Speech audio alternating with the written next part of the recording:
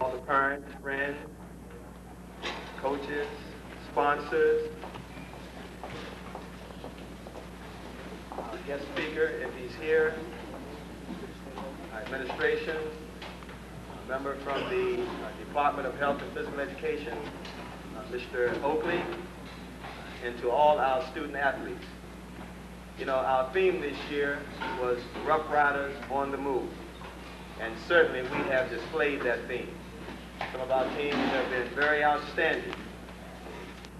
We would like to welcome each one of you for your efforts this year, and we'd also like to thank our parents, for coming out to see you being honored. At this particular time, I'd like to introduce some of our coaching staff. If you have a program, the coaching staff is listed on the back. Okay, if you don't have a program, raise your hand, and Ms. Arnold will bring you one.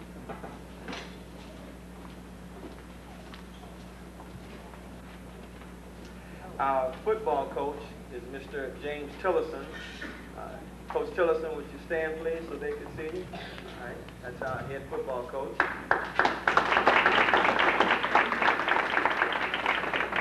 Assistant football coach, and also the JV basketball coach for the boys, and our boys outdoor track coach is standing in the rear, Mr. Maurice Butler.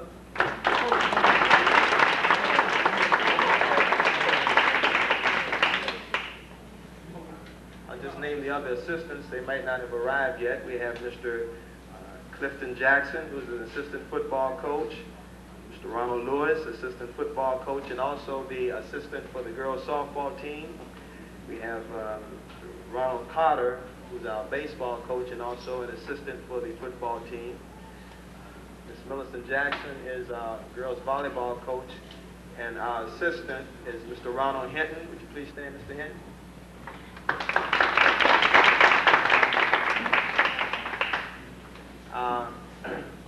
Outdoor and indoor girls and boys track coach, Mr. Harry Stanton, who's right here.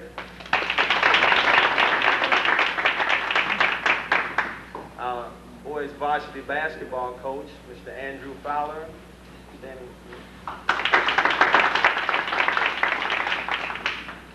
Our girls basketball coach has not arrived yet, Mr. Carlton Saunders. Our swimming coach, Mr. Francis Powell. Our tennis coach, Mrs. Deerty Ward.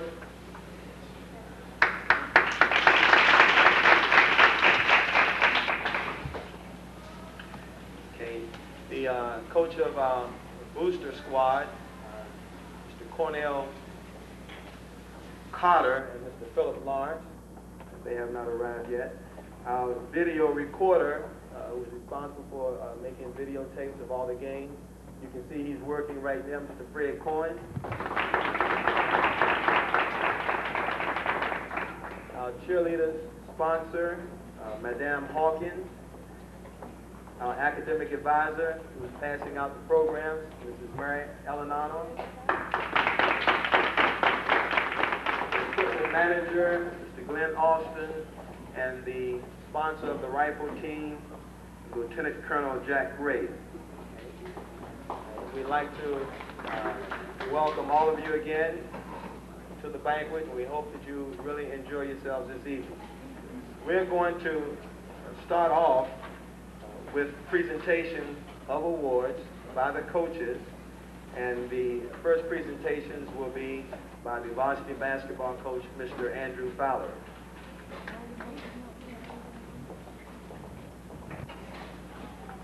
Good evening.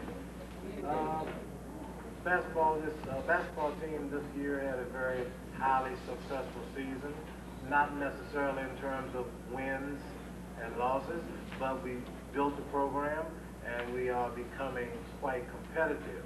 It is our hope that next year the one-loss record will greatly improve. The first award goes to a young man who worked very hard. I don't even know if he's here right now. His first year as a varsity performer. He'll be back next year. James Andrews.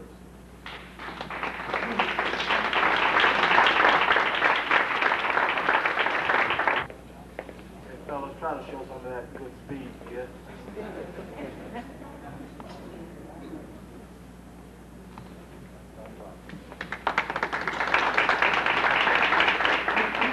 The second award goes to a young man. I believe that he will not be able to attend tonight. He receives a certificate for participation and a trophy, Larry Spivey.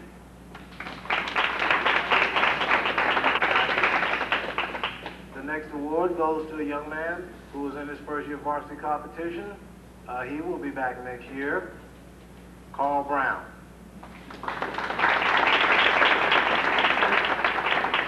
Carl has not arrived as yet. The next award goes to a senior in his first year of varsity competition. Did a fine job for us. He receives the Roosevelt letter and a trophy, Andre Super.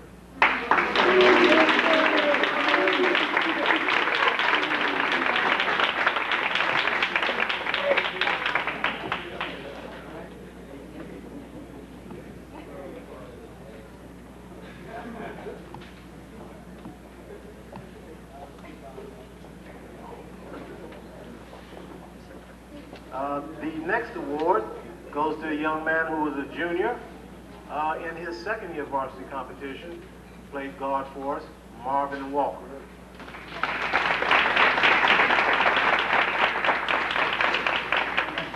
Marvin seems not to have arrived as yet. The next award goes to a young man who was invaluable to us.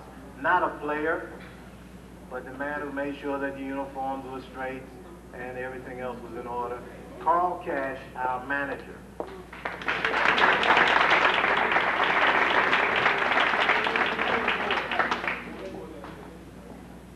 The next award goes to a young man who was a junior in his second year varsity competition. This year, he was the captain of the team, Cedric Jenkins.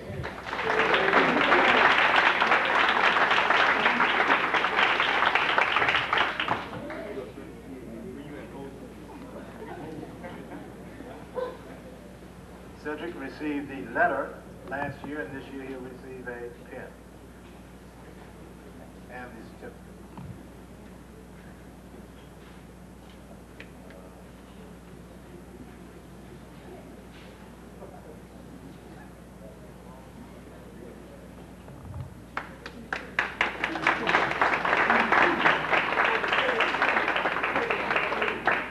The next award goes to a young man who's a senior. His first year varsity competition here at Roosevelt High School.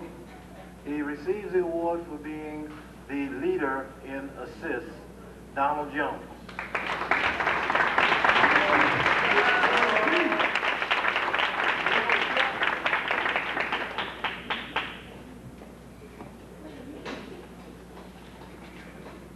I'm sorry, Donald also receives the letter.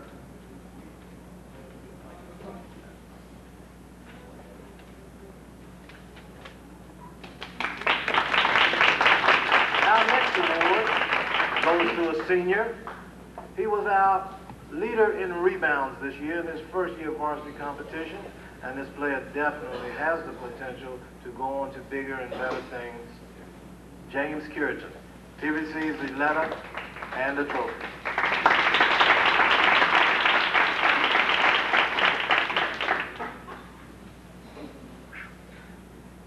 The next award goes to a young man, a junior, who was in his first year of varsity competition.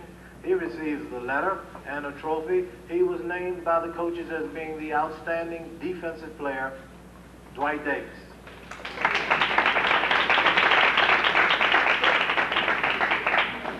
Thank you. We'll move right on. The next award goes to a young man who played varsity for 3 years.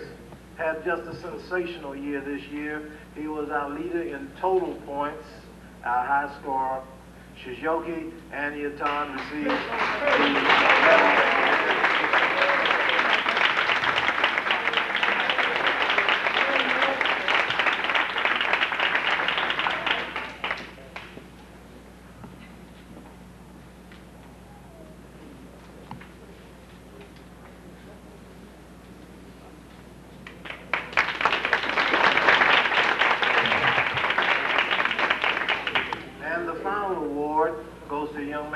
was just a few minutes ago informed that he would definitely not be here due to health reasons.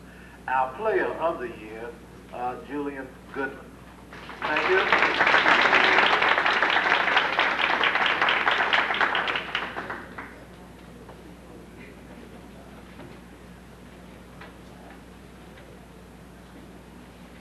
Thanks, Coach Fowler.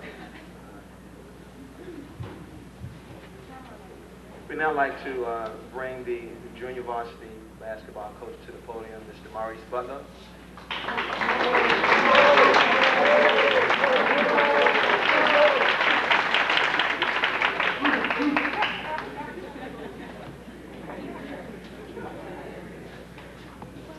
Good evening, ladies and gentlemen. I'm glad to see everybody here. The junior varsity basketball program this year has been a very, very exciting and very, very good year. I think this year more so than any year that I've been coaching JV, I'm very, very proud of these young men simply because one of our major goals in junior varsity is to improve our skills so that we can make a contribution and play on the varsity in the next year. And I think this year so far we have 7 or 8 guys off the junior varsity team making a positive contribution. This year we played 19 games, a very, very competitive season, and we ended up in the playoffs and made it through the second round. So as I call your name, gentlemen, please strut up here and be proud. Olatunji Shanu, is he here? Darnell Robinson. Sean Robinson. Carlos Harrison. Hello. Chauncey Baptiste. Darnell Goins. I know Darnell. Let me just say this about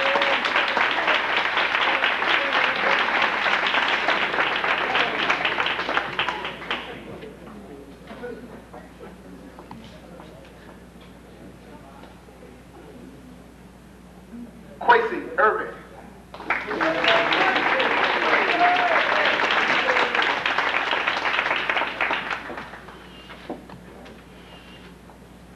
My man Daryl Ghana.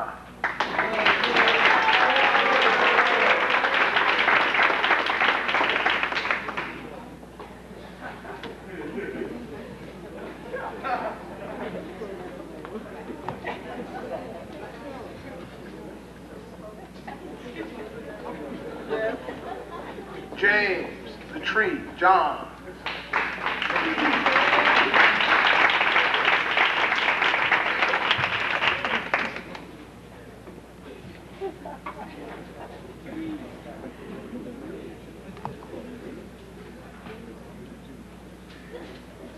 Elijah Whitehead. Amos, the hitman. Joseph, come on up there.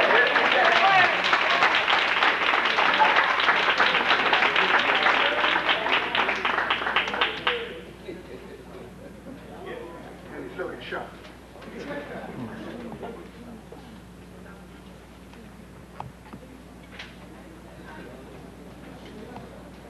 There's Jonathan Gleason.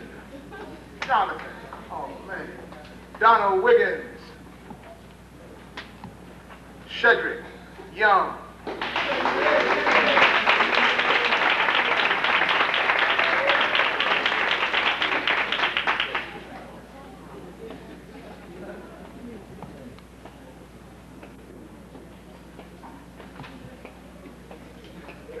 Shedrick, don't go anywhere. Don't go anywhere. Ladies and gentlemen, I'd like to give now some special presentation to our most valuable player, as voted most valuable player by the coaches in the JV Tournament Basketball League, Mr. Shedrick Young.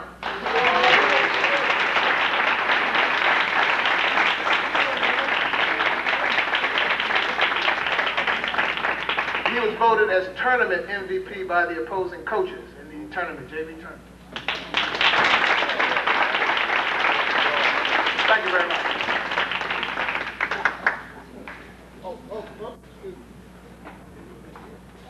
Shut it, shut it.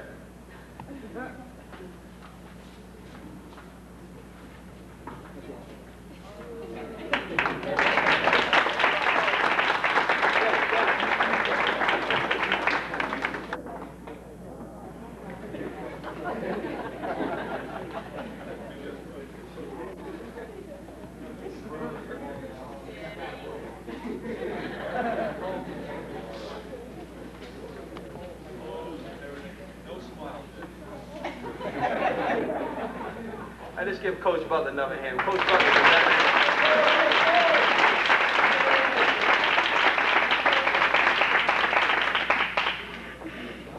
man. Okay, we're going to skip down just a little bit because the next individual is not here. What we like to do is move right down to swimming. Let's go to swimming and Coach Powell. You don't see anyone? You can talk about the scene.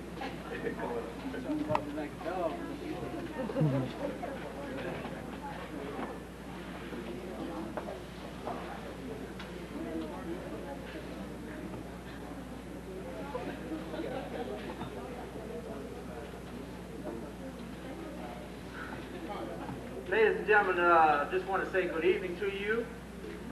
And I'm glad that you're out here, more people than athletes at this moment.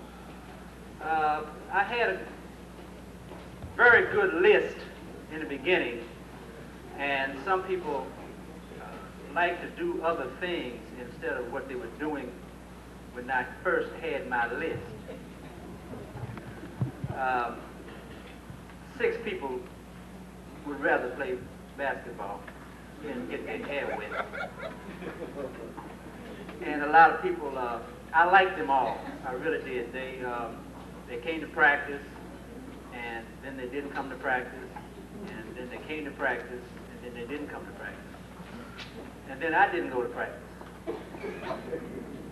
But if they are here, there's one in particular, if he's here, Marshawn Miller, a 10th grader who was an outstanding swimmer.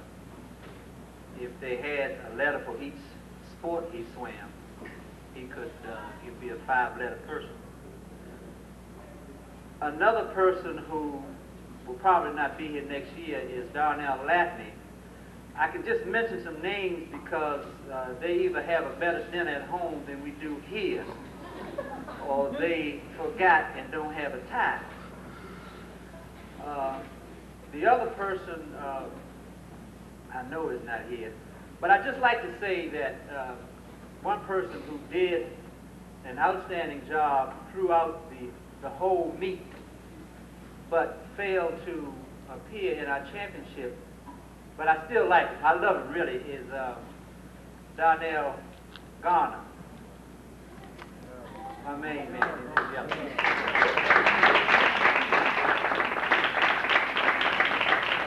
Another person who could not make it, who has another commitment, was Johnny De La Rosa, who was the perfect guy. So those people, I just want you to give them a hand because they're not here, but they deserve it.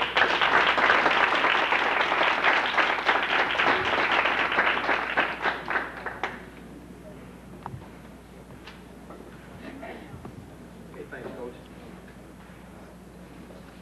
This time we are going to present the Cheerleaders Awards for this 1987-88 school year. And the presenter of these awards will be Ms. Dierdia Ward.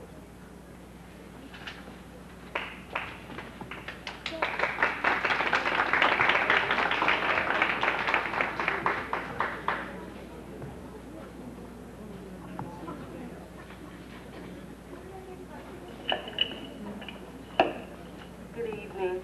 I would like to present these cheerleading awards for Madam Hawkins in her absence. She would like to thank the cheerleaders for spending, and she really appreciates their cooperation, their dedication, and their time. And as I call your name, please come forward. The captain, Helena Johnson.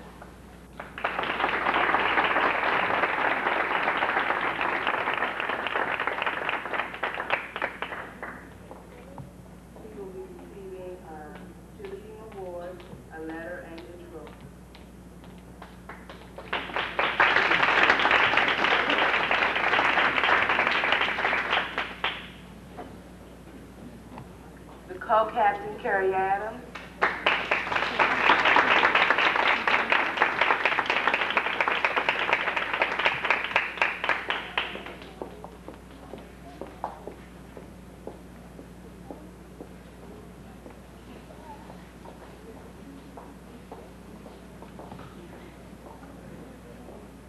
Mm-hmm. Mm-hmm.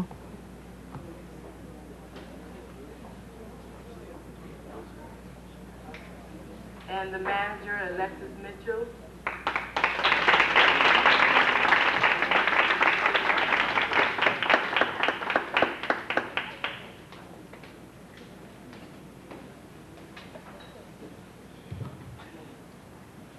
Okay, Anisha Lover. Donna Lewis. Raquel Pinckney. Bridget Smith, which will be the captain for school year 88-89.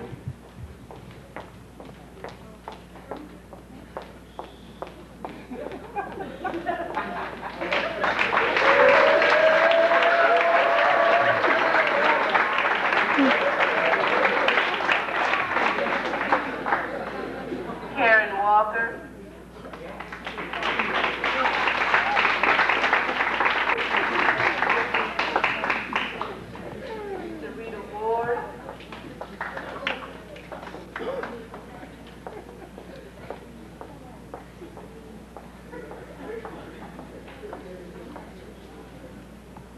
Audrey White.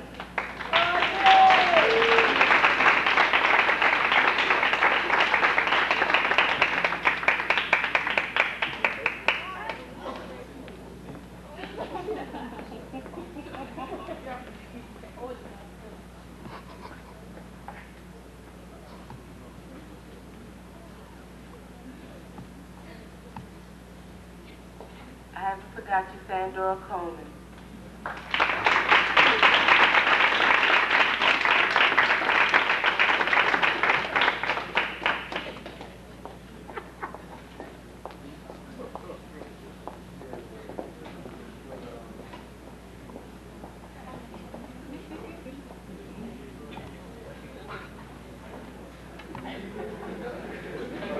Thank you.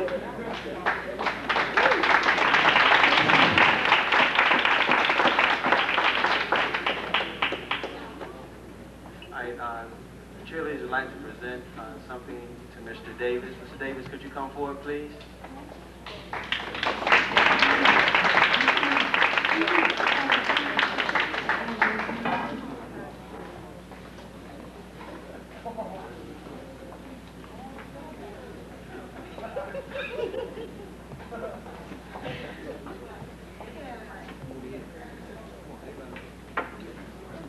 On behalf of the cheerleading team, we would like to present to you this picture of the cheerleading team with the trophy that we won in the competition. We came in second place, and we would like to leave this picture with our trophy.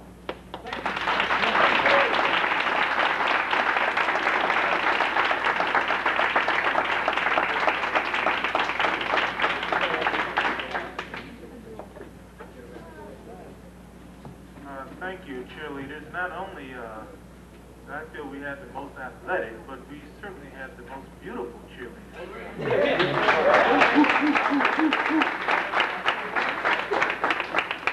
I'd like to thank them, and particularly I'd also like to thank Madam Hawkins, who did an extraordinary job with them. And again, thank you so much. This will have a special place on my wall. Thank you.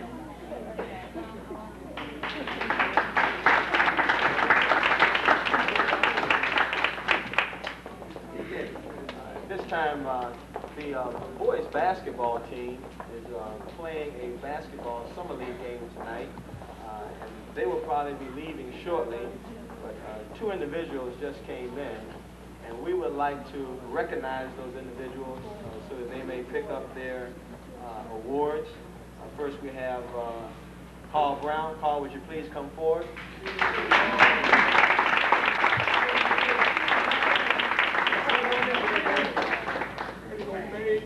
He will be returning next year and will be representing Roosevelt at the center position. Carl, come over and stand right here by Coach Fowler to get your awards. And we'd also like to bring up another individual who did an outstanding job during the basketball season. He probably was one of the leading and most consistent big men that we had and really developed in the latter part of the year. We'd like to bring up Mr. James Curity.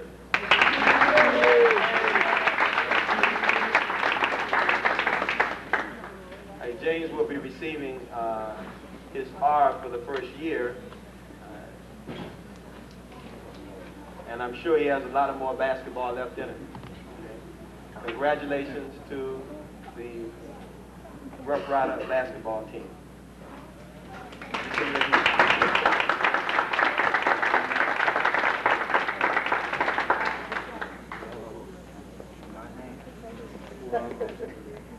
Okay, at this time we'd like to present our boys track award. So we're going to bring Coach Butler back to the podium. Coach.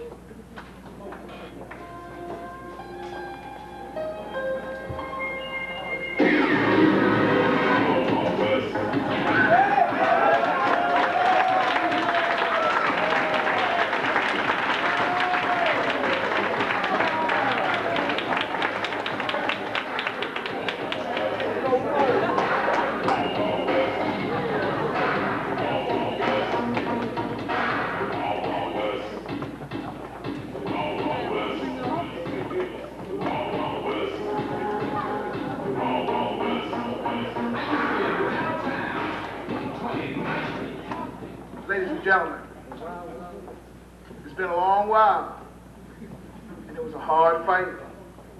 But when the smoke cleared, it was Roosevelt that won the West. And I have a little special presentation for these young men. Last year, the boys track team, when we had 5 guys, and we weren't doing very well. We had a group of guys who were dedicated, a group of guys who wanted to win. We just didn't have the numbers. So this year we set a series of goals for ourselves. And one of our goals was to go up to the pin relays. And you know what? We went to the pin relays. One of our goals was to have 20 guys on the team. And you know what? We got 20 guys on the team. One of our goals was to win something, I don't care what it was, at every meet. And guess what? We got something at every meet. But our major goal, and the guys knew what they wanted, and they decided, was to win the West, the East-West Championship. And guess what? We got the West.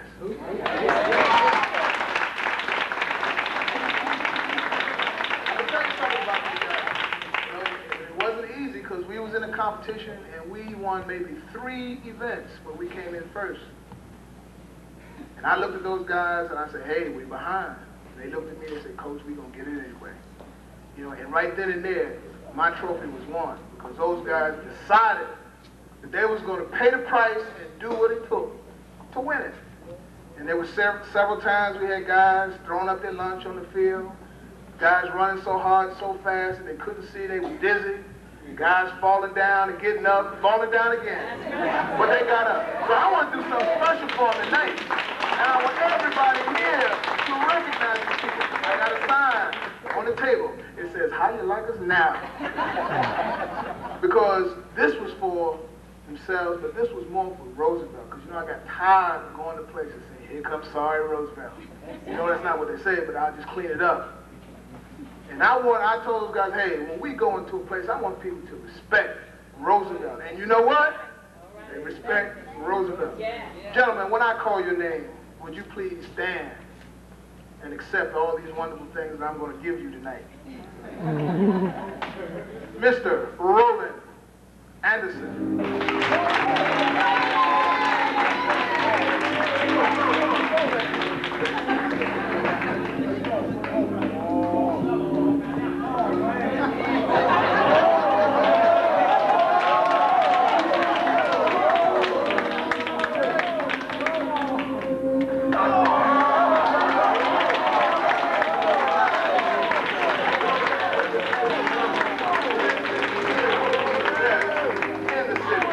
The best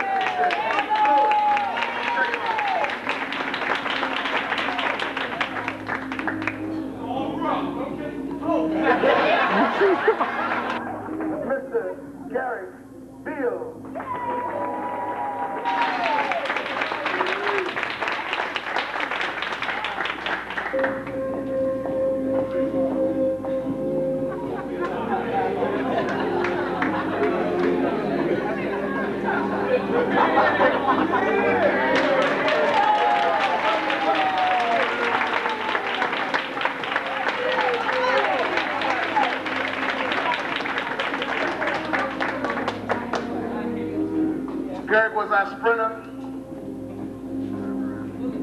He's a 2-year man, and next year he'll be a 3-year veteran. I expect great things out of this young man.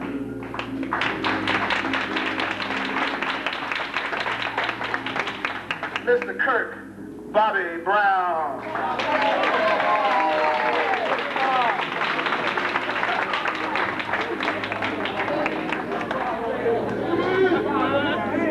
Kirk Brown, Kirk had a serious injury during the football season. In fact, there was some doubt as to whether Kirk Brown was going to walk again. Kirk Brown still has some problems with the left side of his body. His coordination is still off. But Kirk said, Coach, I want you to do something. And you know what? Kirk got out there and did the job. Kirk Brown, ladies and gentlemen.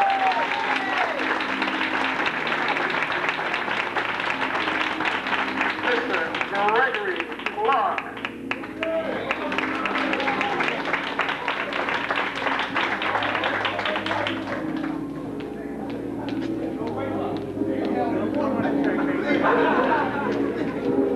Gregory Clark is a versatile individual. Gregory Clark is the quarterback on our football team, point guard on our basketball team. I said, Greg, everybody will make it. Greg decided to come out and say, Coach, I can jump, I can throw. Tell me what you want to do. Greg Clark. Mr. Daryl Garner.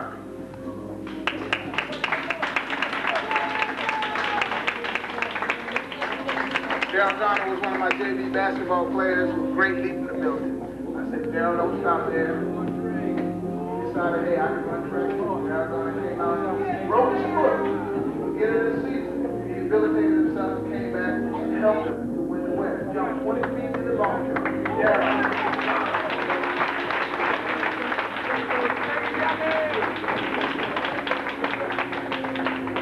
Mr. Quincy Irving.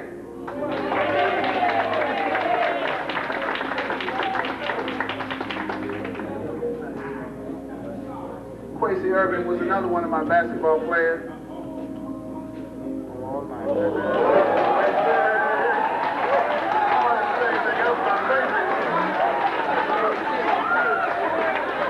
Mr. Craig Johnson. Mr. Craig Johnson. Is Craig here? Oh, there's Craig. Big Craig. Craig, football player going to Delaware State.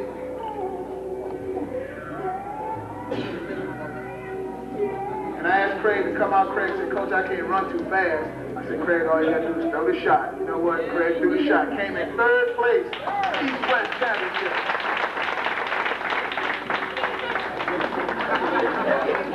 Mr. Amos, the hitman, Joseph. Amos Joseph, another Bible player on the basketball team. High jump, sprinter, went up to the 10 relay, went home to bacon. Amos Joseph. Mr. Hunt,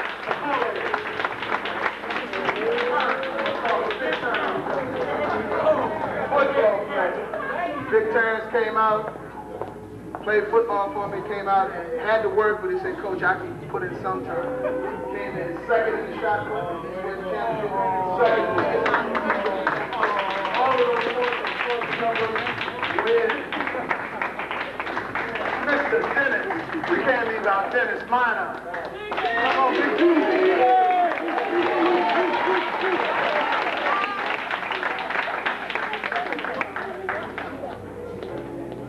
Dennis Minor is one of our outstanding hurdlers. I'm going to tell you something, Dennis.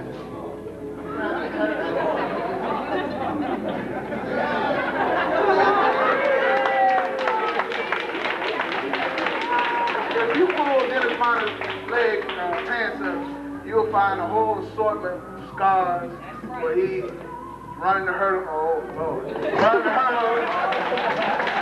And this man suffered an injury during a meet that most of the people probably would have stayed down on the ground, but this man kept getting up and kept finishing the race. Didn't he? Yeah. These people there, they know. Mr. Malik Pollard.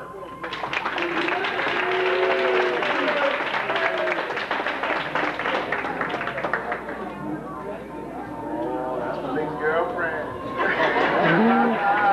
Malik did a heck of a job for us as a distance man.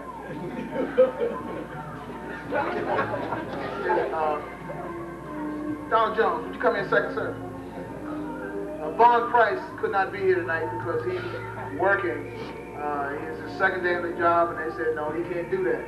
So I would like Mr. Jones to get Mr. Vaughn Price's mother, bring her on up here, because she deserves, and he deserves all the recognition and all the things they're going to get. Vaughn Price, let me tell you, Mrs. Price and Mrs. Verner, they were at the majority of our track meets. They would come, they would bring the Gatorade, they bring the water, they bring all and the guys loved them when they came. They said, here come Miss Verner, here come Miss Price. You know, they got them apples and oranges and stuff. Great deal of support. And the Pringles, yeah. Mr. Michael Roos. Come on, Mike, get on up. Michael Roos, football player. This doesn't have the foot speed, but he said, Coach, I can run the distance. I know I can win something. And Michael Roos dedicated himself and became a heck of a distance person. I know I'm taking a little time, but guess what? These people deserve it, and I'm going to take that time. Mr. Dwayne Smallwood. Come on, Dwayne. Where are you? I know you're here somewhere. Come on, don't get me. Dwayne Smallwood was another one I heard. Let me tell you, most of those big trophies you see over on that table won by our shuttle hurdle team. Dennis, Dwayne, Vaughn Price, and Ryan Brown. And they were some of the ones who brought some of the trophies. It's Kevin Smith in the house. I know he is. Stand up, Kevin. Kevin Smith.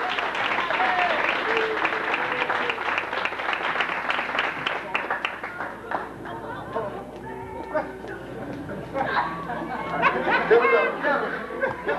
Kevin, at the beginning of the year, last year, was one of the guys on the team last year. And was one of the sprinters. This year, we recruited a whole bunch of fast guys. Kind of thought Kevin out. I thought Kevin was going to quit. I said, because, you know, he'd been the top dog for so long, and all of a sudden now he had to watch other people. He said, Coach, there's something I'm going to do, and I'm going to be a winner. He became one of our best jumpers, long jump, triple jump. Kevin Smith. We couldn't have any success without Stephen Smith. Steve is one of our premier sprinters, football player. Steve came out on the practice field one day and saw this little man on the ground, picked it up, threw it across the field. I said, you got to throw that man. Throw the shot put, long distance. The man can do everything, Stephen Smith.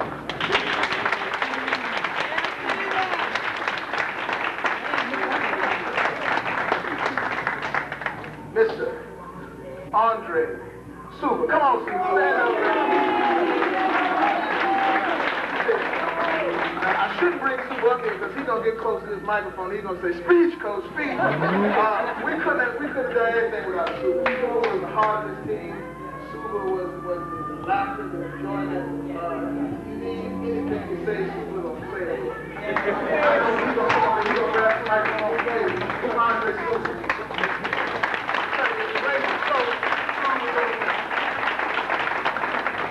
Leroy West here. Leroy West. Oh, West, you missed out, brother. Elijah Whitehead. Elijah, there's Elijah. Oh, man, it was sharp. Let me tell you about Elijah. Elijah don't like anything except basketball. You know, he eats, drinks, sleep, basketball. And I said, Elijah, you know, you got to run this track too, because the track's going to help you. It's basketball. So I told him, I said, just come out with the basketball star. Came out, you got people from other schools, this young man here, Elijah Whitehead, he sticks with it, he's going to be a heck of a business.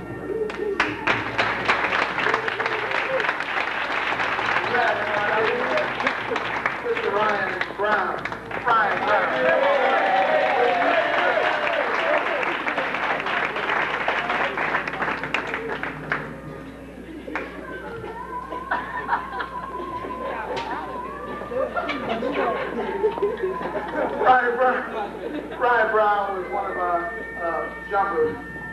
jump, triple jump, hurdle, decided that, hey, he said, Coach, what you want me to do?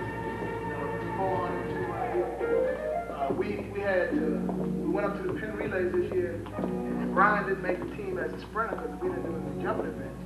And he told me, he looked me in the eye, he said, Coach, I'm going. You know, I might not be a sprinter, but I'm going. And when we got on the bus down in Dunbar that morning, guess who was on the bus? Brian. He found a way. All right. Ladies and gentlemen, I would like you all to stand up and give a round of applause to the track team.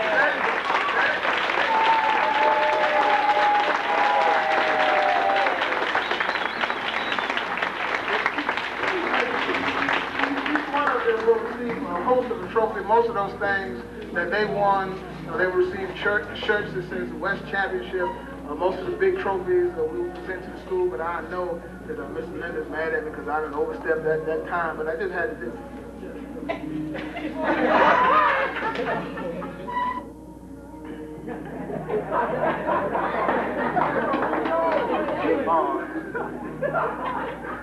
On behalf of all the seniors on the track team, we'd like to thank Coach Butler for this certificate because Coach Butler, you know, he pushed us and kept us going all through the track season, and you know, we'd like to give this to him, Coach.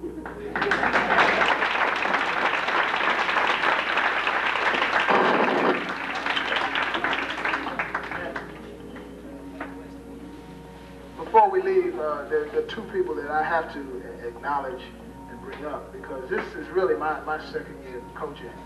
And as far as the intricacies of the game, you know, I really don't know that much. I can motivate people, you know.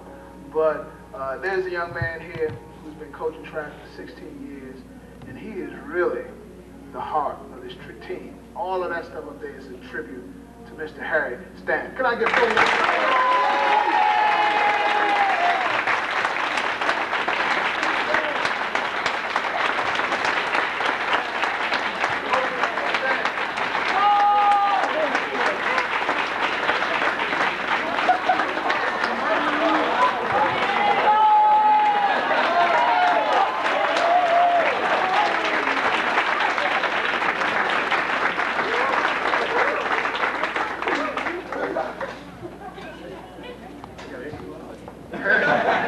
And it's the last young man that I would especially like to honor. I asked him, he didn't receive any pay. He came out, he worked with our shot put and our discus. The man has all the time in the world for the kids, Mr. Alton Daniels. Give me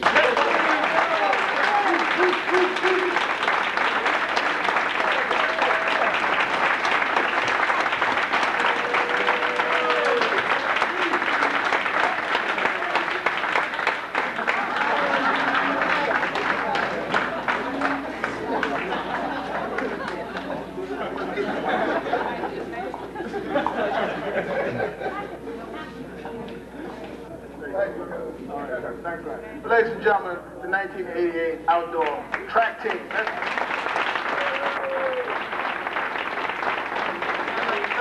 All these lovely young ladies from their assistants.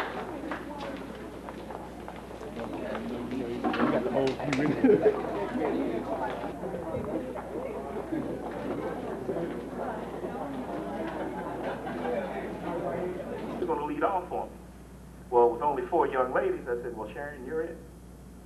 Sharon ran a series of 4x1s, which culminated in the pin relay. We finally beat Coolidge. We beat them twice. We beat them at the pin relay. We were the first female team to get back to the Championship of America.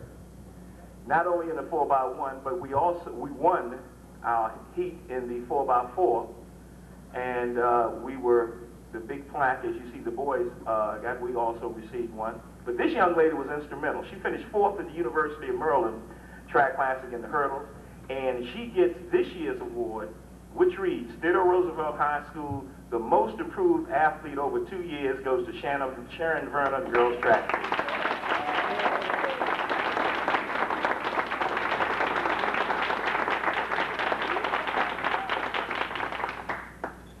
All right, last but not least, I didn't write all this stuff down because I think I can remember it. Last year, this young lady was only beaten once. She was only beaten once in the 100 meters. She was never beaten in the 200 meters until she went to the TAC Junior Nationals in North Carolina in 104-degree temperature. She finished 4th, running against college freshmen. She finished 4th in the 100 meters, running a fully automatic time of 12.2. Well, after that, I mean, running in those type of conditions, and this year, she's really turned it on.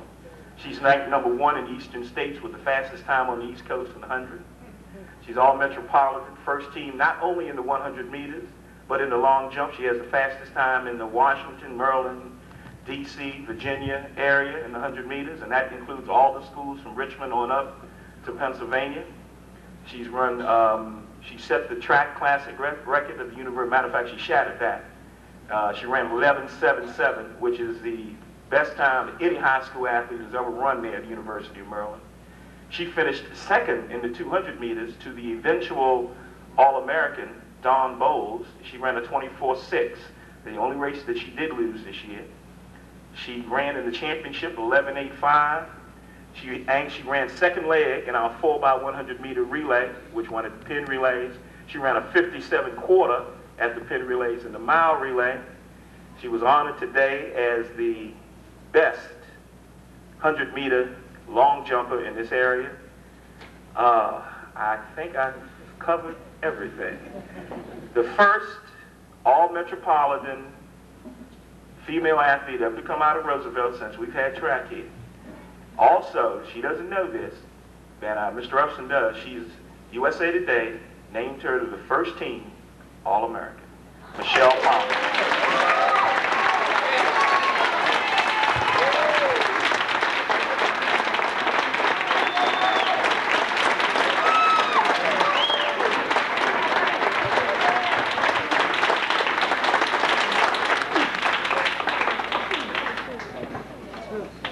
Trophies that you see up, the ladies will pick up after the banquet is over. Now I have a special award.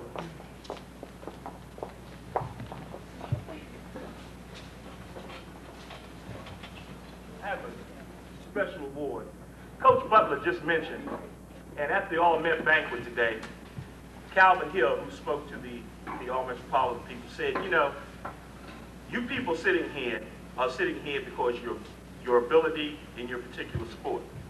But you're sitting here for another reason, and that's for the parents that are in the audience.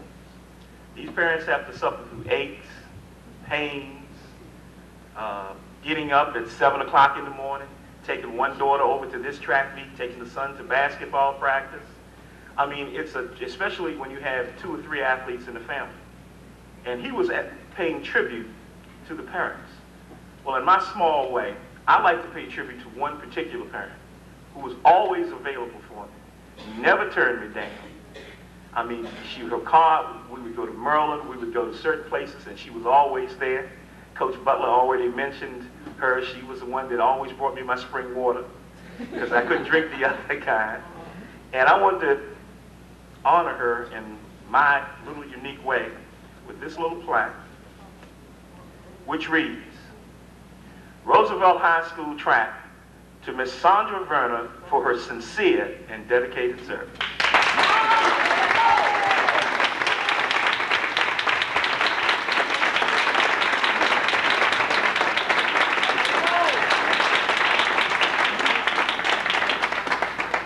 Miss Werner didn't know anything about it. I had to look back and find out what her first name was because I didn't want to tell Sharon, because if I'd have told Sharon, she would have told her mother. You know how some they couldn't keep the secret. That's from the Roosevelt family, Miss Werner, and thank you very much.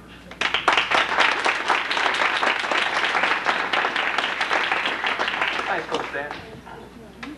Coach Stan also forgot to mention that 3 of his athletes up here are second-year letter winners, and they will receive their, in addition to their letter, their track foot.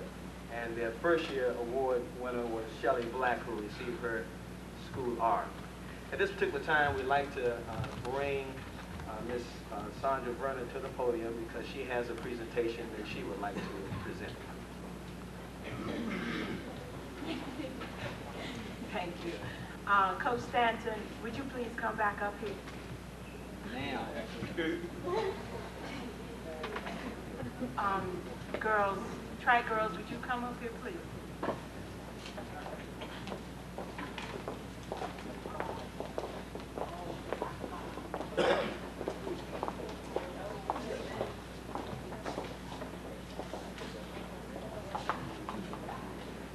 Coach Stanton has worked so beautifully with the girls, and it has been a pleasure working with him.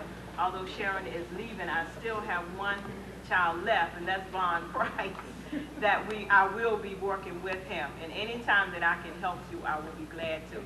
But I would like to present this, well, I'll let the girls present it to you. This is something that First is something I wrote to Coach Stanton. Coach Stanton, without you, our girls track team would not be where it is today. Even though you fussed and hollered at us, it was not in vain. We appreciate all the things that you have done in helping us to make ourselves and our team better. Coach Stanton, you have truly been a coach.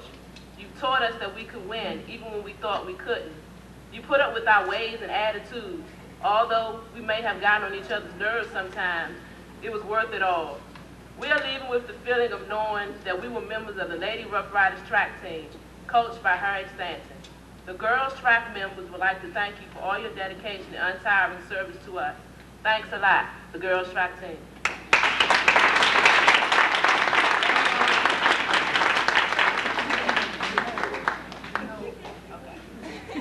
Now, we bought a plaque that reads, to Coach Stanton for your dedication to the girls track team of Theodore Roosevelt Senior High School, June 10th, 1988.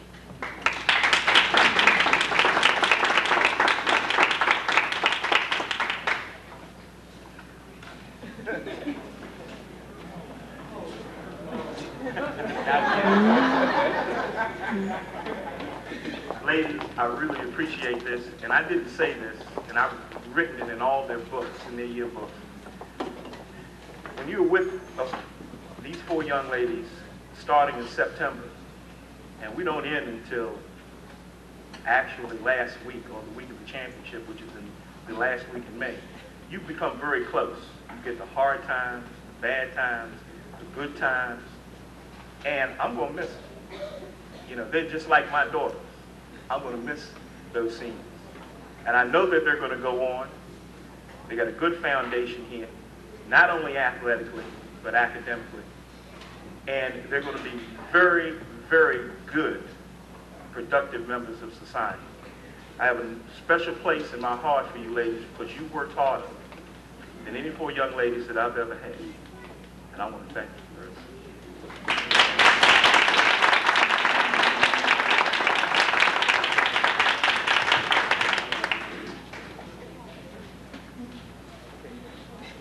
Thanks again, ladies.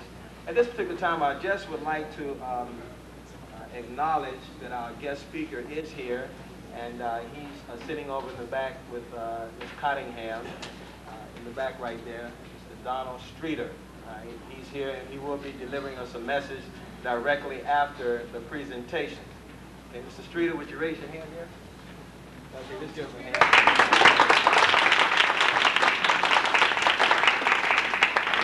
At this particular time, we'd like to bring our volleyball coach to the podium, Mr. Ronald Hinton, who's our assistant, who will be presenting the awards for Ms. Millicent Jackson.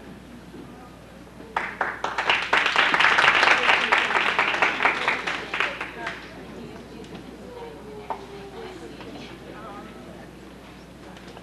like to say hello to everybody and thank you for coming out this evening.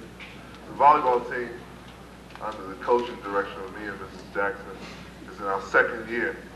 This year we were able to accomplish making it to the playoffs, and I think that's quite a task for the young ladies, and they were very successful.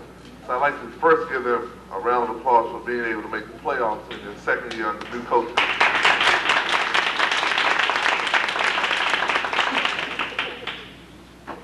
And we have some certificates along with pens and some letters we'd like to give out.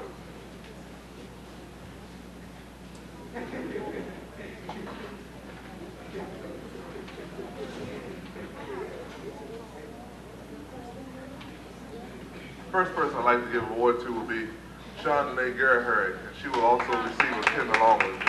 She's the veteran teacher.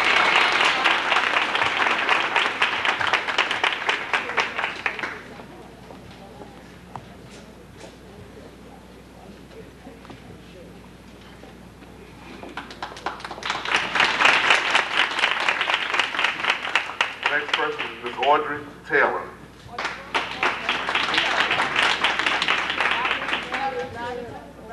Oh, they have it misprinted. Valerie Taylor. I should know that.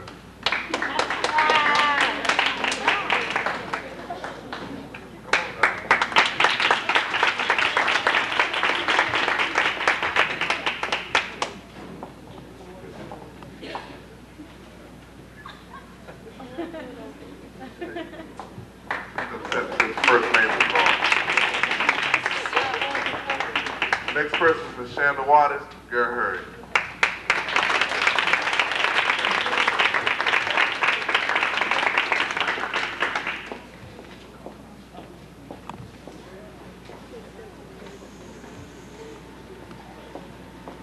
And the last person, the veteran not here right now, is Audrey Faulkner.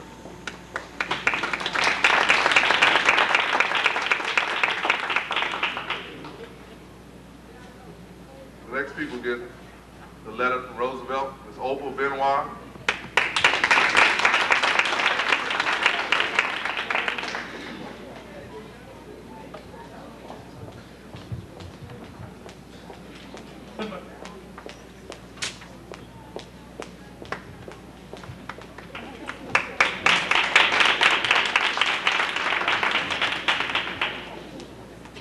Ms. Leonie Daly.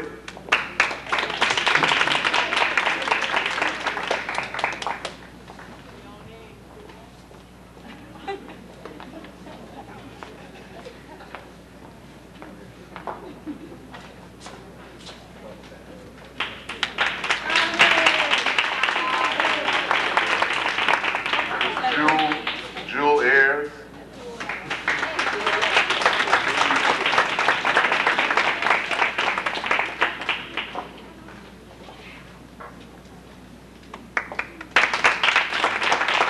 Mr. Ray Ware.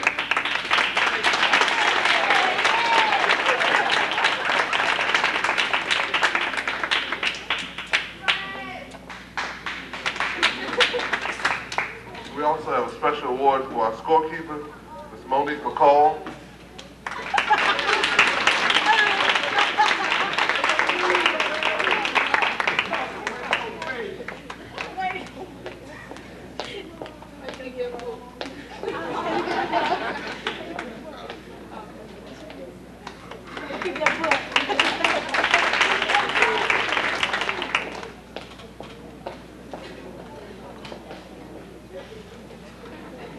These awards that we're getting ready to give out are special awards, and they were presented from Ms. Jackson and voted by the team themselves.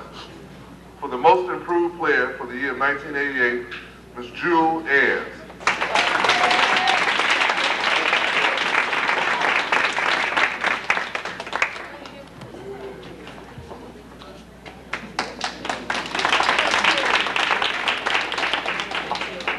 In her 12th grade year, and this is the first year she played, the Rookie of the Year, Ms. Leonie Daly.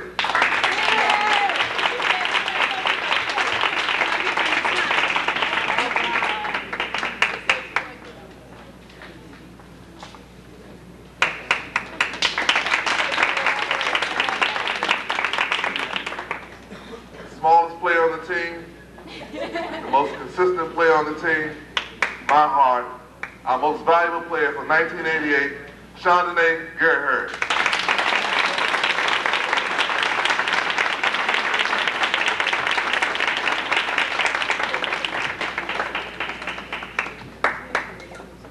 Shanda will be back with us next year, I hope. I'd like to say thank you again from the volleyball team. I'd like to give it back to Smith.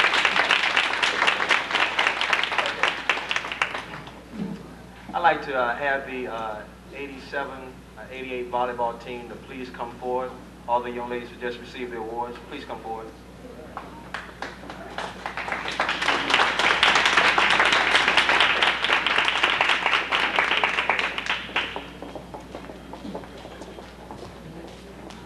Just like to have them all up in front of us right here. About 2 years ago, I guess right before Ms. Jackson started coaching the team, I worked with the girls volleyball team. They had just lost a young lady who had been coaching them for about 3 years, and the girls needed a coach, so I volunteered to work with them and try to keep some type of tradition going with having a volleyball team here at Roosevelt. And one of those players is standing here who was on my team. They used to call her Sandy, and that's Shonda Gittery. And she received a letter her first year. And any athlete who letters the first year receives that letter. And the second time, they receive a letter certificate and a pen. And the third time, they will receive a Master of Sports certificate and a plaque that will read, Master of Sports in volleyball. We did not have time to have it engraved, but we did want you to know that Sandawati Gittery, thank you. Sandy, come forward. You're okay.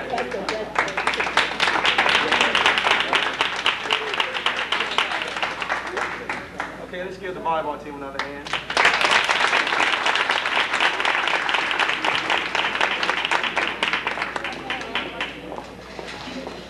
At this time, we're going to present our softball awards.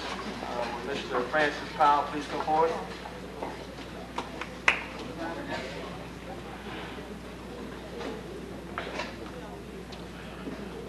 Just because you coach two sports, that don't say you make no money. But I give it all back, really. That's what happened. But I had always considered softball a little game, and little people play it. I have coached and umpired in softball for years, and I thought maybe I'd like to see how the girls act. You don't want to coach girls softball. No way. Attitudes all over the place. I'm telling you. They don't want to play in the rain. They don't want to play when it's hot, and that's when you're supposed to play, when it's hot. But I had a lot of good girls this time. We had 9 girls who were always at practice. Always. Is that right, Dion? 5 of them were there, and the other 4 weren't. The other 4 were, and the 5 weren't. I always had 9. A different 9. Okay, all the time. But I would like to have all the girls come up, because that'll save a lot of time instead of everybody walking up singly. Let me have the girls softball team.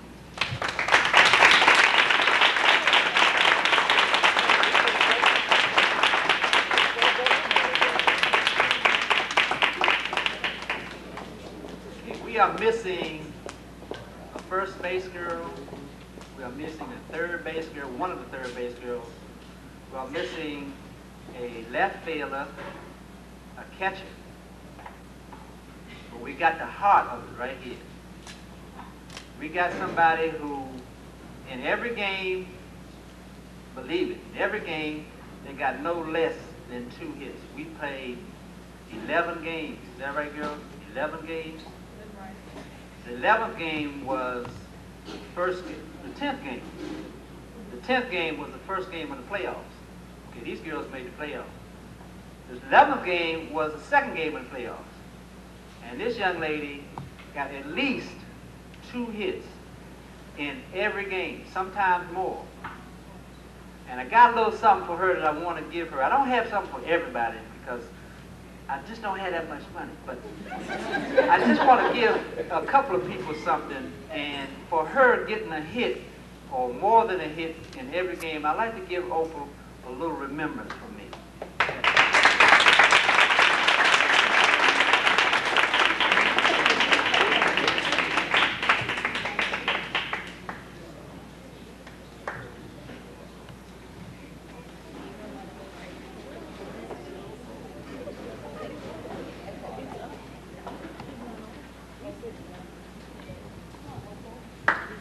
It doesn't say much because you realize that it's 25 cents per letter.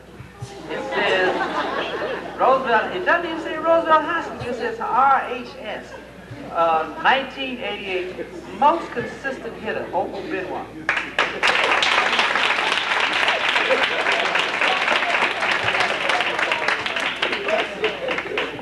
tell I don't have no showmanship. Okay. The next person is a person that has been with us for 2 years, and she'll probably be with us next year, but I think that for the last 2 years, she has pitched every game. I mean, we don't have another pitcher. I mean, 12 games this year, 10 games last year. That's 22 games. I don't know how many she won last year, but she won 6 this year. So I'd like to give something to Deborah so that she can remember me.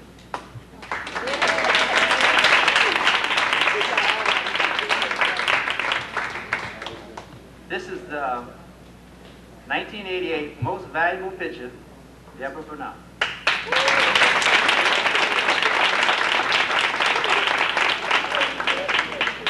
The first one was a 10th grader.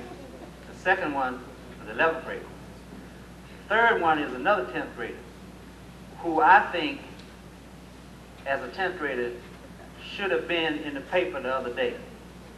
The other day they had all met, they had all in a high, they had good people who played some good ball, but they did not see Sheree West. I know for a fact that in 2 games we would have lost if it wasn't for her. I mean, she dives after the ball. I mean, I don't care where it is. She would dive on the ground and roll around and hold the ball. Yeah, I got it. You know?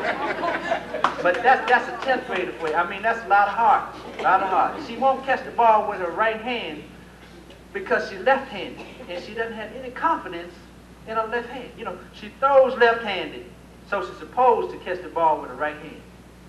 But she doesn't have any confidence, so she catches the ball with her left hand and throws with her right hand into center field, into right field, anywhere else but the home plate. But that's my girl. I just want to give her something so she can remember me. 1988 Most Valuable Fielder, Sheree West. Did I say that right?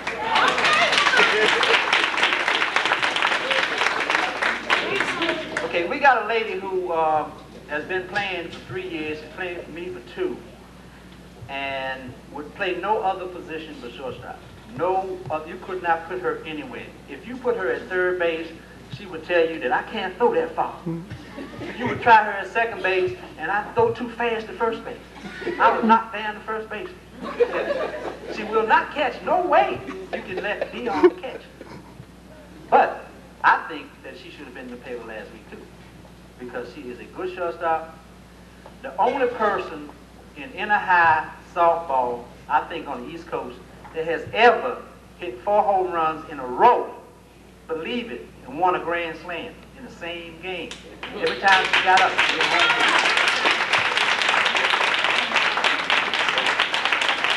I don't think she weighs 100 pounds. Does she look like she weighs 100 pounds? No way.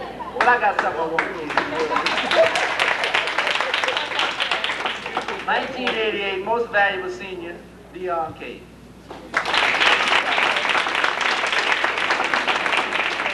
All the rest of the girls, just keep on going, keep on pushing. And sooner or later, you get some of this stuff too. All right?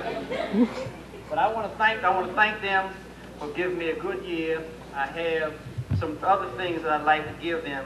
We have one trophy for another. I'm not even going to tell you what this is because she's not here. She don't deserve. Oh, yes, she does. She's probably one of the best 10th graders that played the game. She can catch. She can hit. She's a little slow. She can't run around, but when she hits a home run, she makes it. Okay? But Tereska Parker is going to be a real good ball player.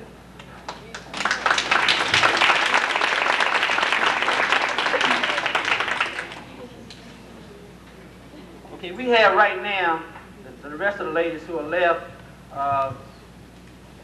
they earned the R for their good play. Jewel Ayers,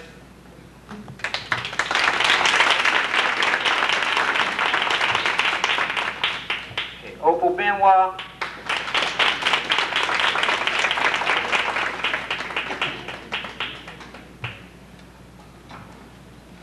Sheree Ware,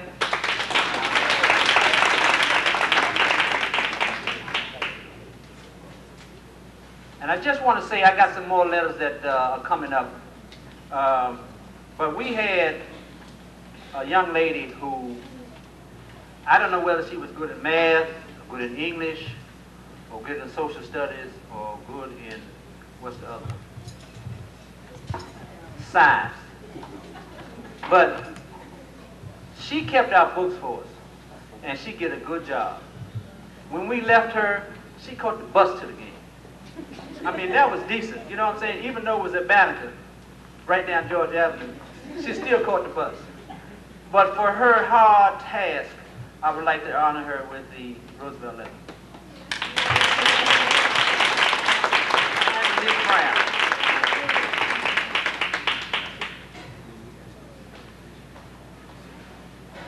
Okay, now I've got a couple of more that are coming out, but I just got the certificate right now. But Deborah Bernard and Ingrid Green.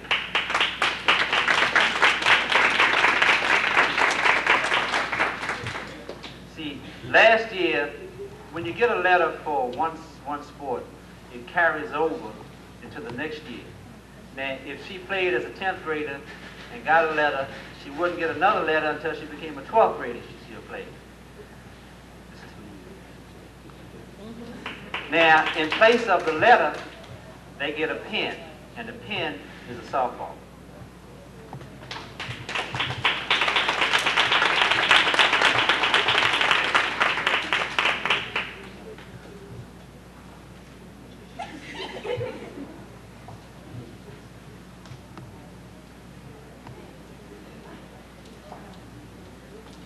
Okay, I got one more minute of time. Mr. Davis.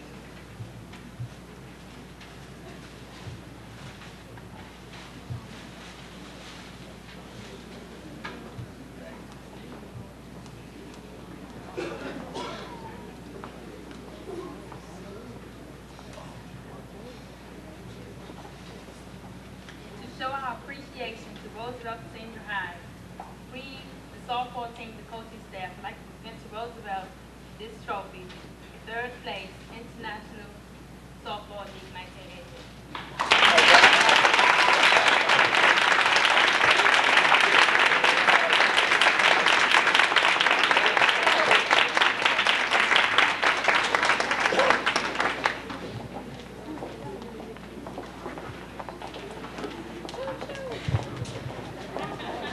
Give them another hand for an awful lot of accomplishments in a short period of time. Well done.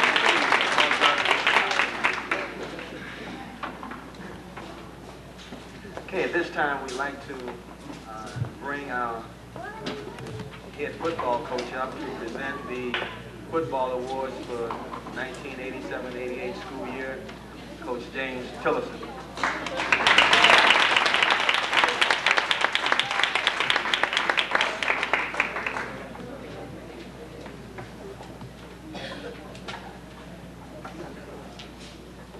Good afternoon.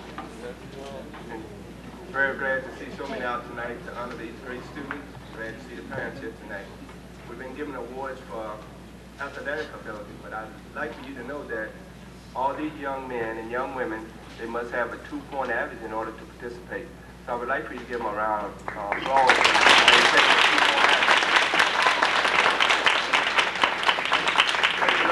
I would just like for the 1988 football team to please come up front. 1988 football.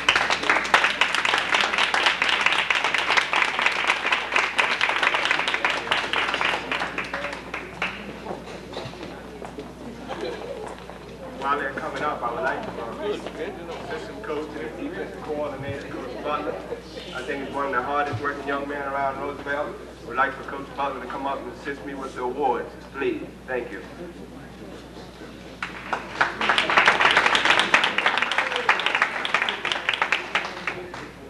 Also, first year, I would like for this young man to come up. I'll tell you, he has really motivated me since he's been the assistant principal here. And unfortunately, one of my team played against his team when he was at Coolidge. But now he's become a rough rider and he has started a club called the Teddy Reddish. So we'd like Mr. Warren Davis to please join us.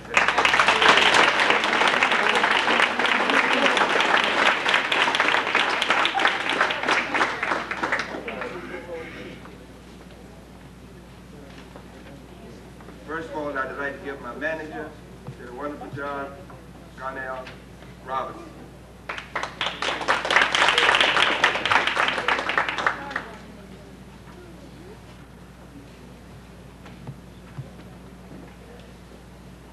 Our junior tailback, Quentin Ellaby, certificate of participation. Quentin Ellaby.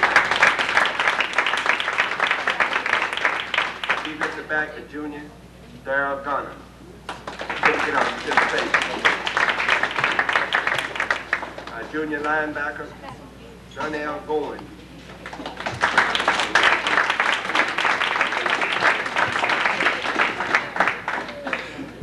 A letter and certificate along with the pen.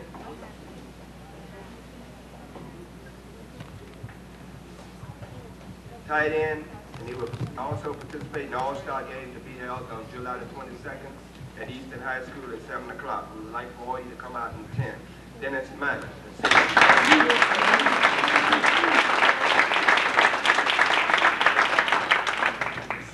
Sean Samuels, wide receiver.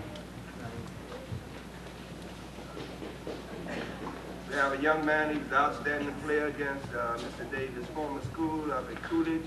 We played them for homecoming, Terrence McCauley.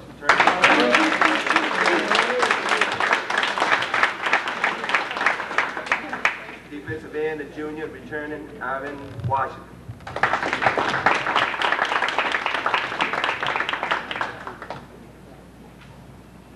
Defensive back, an outstanding track star, and that speed shows up on the field, Garrett Beal.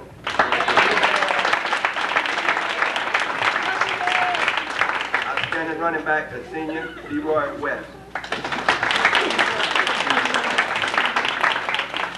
Junior quarterback, and he'll be returning next year, Gregory Clark.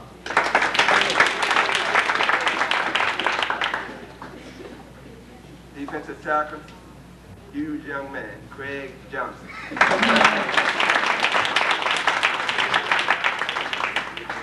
A man with all the moves and great hands. I think he caught 7 touchdown passes, Kevin Dow.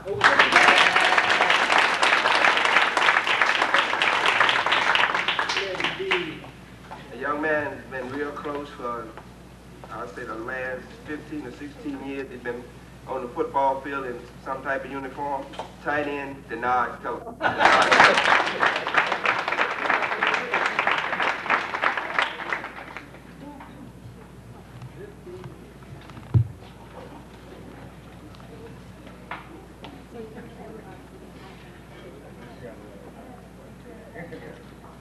Junior quarterback, returning, Dwayne Smallwood.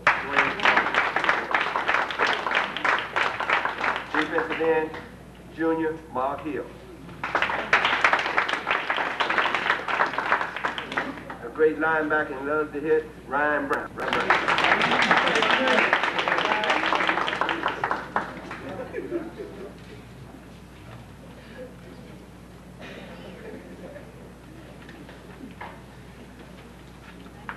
A young man with all the speed, Stephen Smith. Fullback junior, expecting great things from him in the coming year, Abbott Austin.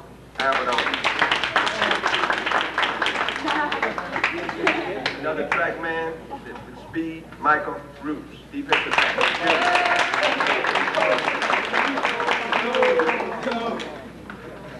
Defensive back, returning next year, Von Price.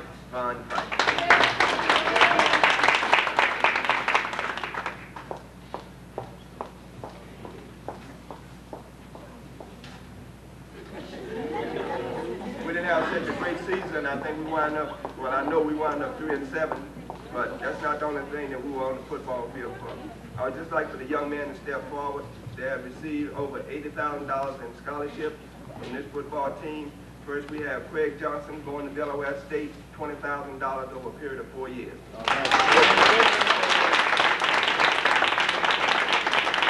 We have Chance McCauley going to Rochester Junior College, Rochester, Minnesota, 2 years, $4,000.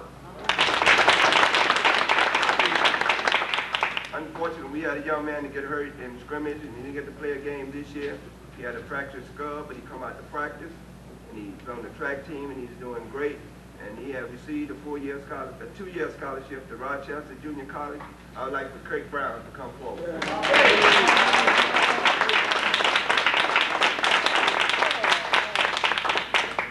Also, I was fortunate enough to have a scholarship, 5-year scholarship worth $10,000 a year. Denard Tillerson, $50,000 from University.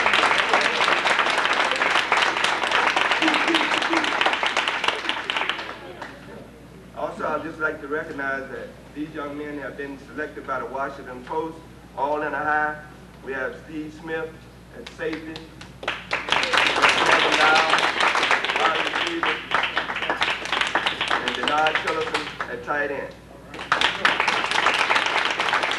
The young men that will be participating in the All-Star game, don't forget this date, please. It's July 22nd, Eastern High School, 7 o'clock. We have Kevin Dow will be playing wide receiver, Craig Johnson, tackle, Stephen Smith, safety, Terrence McCauley, tackle, Dennis Manor, tight end, and Denard Tillerson, tight end, and Leroy Raff, running back.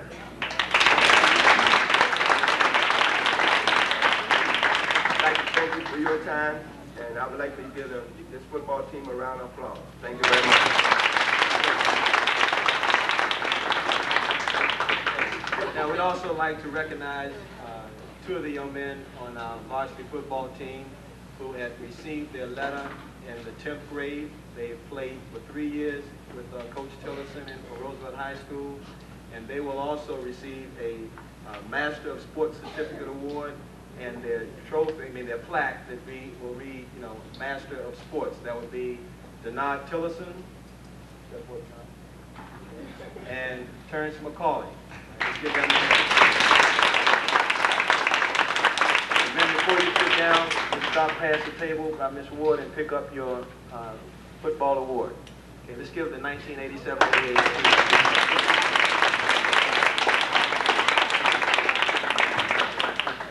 And while they're doing that, at this time, we'd like to bring our academic advisor to the podium, Ms. Mary Ellen Arnold, to introduce our guest speaker for the evening. Good evening, everybody. I'm the academic advisor, and one of my responsibilities is to assist all of the athletes in any way I can to maintain or to obtain a C average. It's not quite as easy as it used to be. So the great part about what's going on here, a fine group of athletes, but in addition to that, they're also scholars, and that's not easy to do. They are at least keeping a C average, and what Heather Bernard is doing is just outstanding. I want to make sure you give her another hand, a 3.5 average as well. She's not the only one. Coach Till mentioned a number of things with the scholarships. There's a great deal of them that have scholarships here. He mentioned, he mentioned Craig and Denard, and I want to mention again that Heather and Michelle have a scholarship out in Nebraska, a full scholarship in Midland, Nebraska. Steve and Craig, I believe, have a scholarship as well. So a number of our young people are excelling on both the athletics and also in their academics.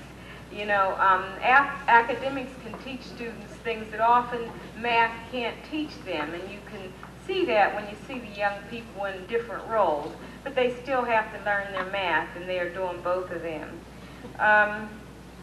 I wanted to, I've never seen so many trophies in my life. I came from a high school that we didn't do so well at winning. In fact, we lost pretty well. We were perfect losers. I don't think we ever won a game.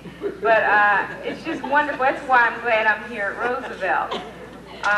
Speaking of winners, that's one reason why we have our guest speaker here this evening. He is a Rough Rider, a former Rough Rider, and I think I must have known it when I saw him.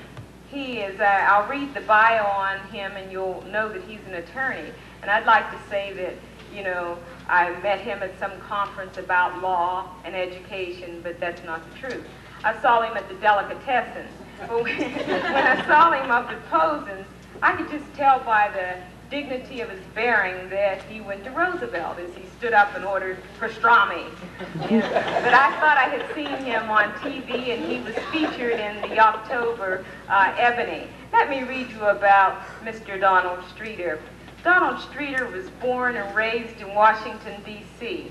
He attended public schools and was among the first group of black students to integrate public schools in this city. As a youngster growing up in a single-parent household, Mr. Streeter wanted to be a lawyer and a doctor. However, there were other influences that touched his life. He was also attracted to the world of hustling, crime, that is. But his mother had instilled certain values in him that influenced his life immensely. Yet, he made some choices which resulted in 17 years of drug addiction and crime, as well as serving time in jail and in the penitentiary. Currently, he is employed with the Department of Human Services Commission on Social Services as the Executive Director of the Homeless Coordinating Council. He graduated from the University of the District of Columbia, magna cum laude, 1983, with a Bachelor of Arts degree in social welfare. In addition, he graduated from Georgetown University Law Center and received his Juris Doctor degree in May 1987. His life story has been featured in the Washington Post in November 1987 and in October 1982. His life story was also featured in the October 1987 issue of Ebony magazine. Further, his life story was featured on Just For You, Channel 32, in February of last year. Mr. Streeter is a single parent and a proud father of 2 boys, both of whom, I'm pleased to say, attend D.C. public schools. He also has 3 adult daughters. He does extensive speaking and counseling throughout the city. He has also toured the Virgin Islands, where he spoke to the youth there about the horrors and the realities of drug abuse. It gives me great pleasure to introduce Mr. Donald Streeter, whose life epitomizes that you live by the choices you make. Mr. Streeter.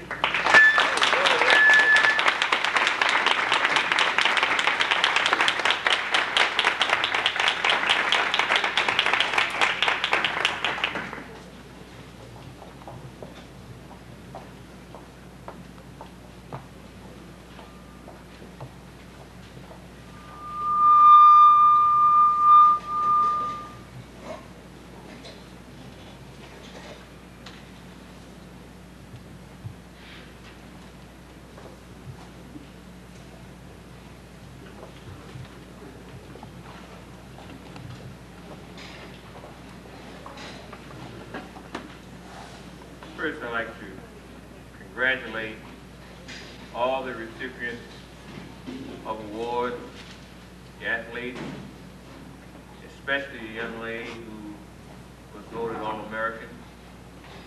I think it's important to have some successes in your life, to have some things that you feel good about based on what you did. Good evening. Good evening. Students, teachers, parents, and athletes.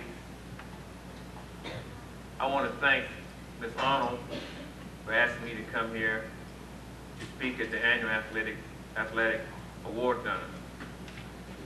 As Ms. Arnold mentioned, I was among the first group of blacks to integrate public schools.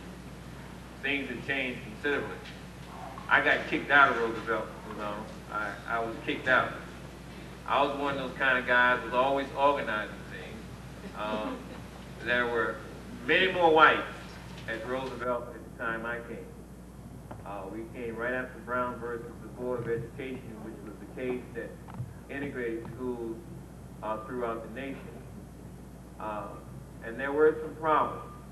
And I was the kind of guy, I remember organizing the black students right outside here to wear suits for the guys, and the girls to wear what we call the Sunday best dresses, so that they would not write nasty things about black students as they had in the paper when schools first integrated.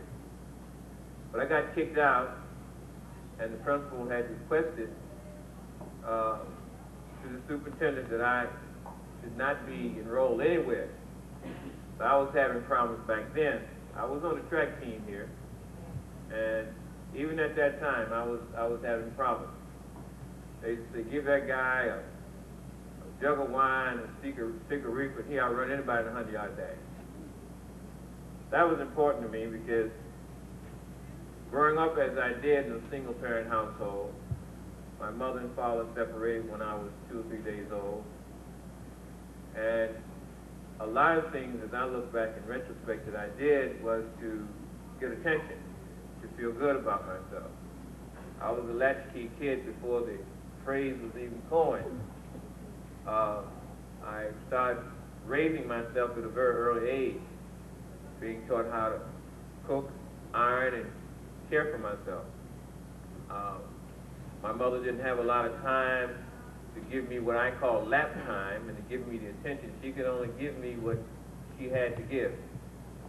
However, in her own way, I know that she loved me.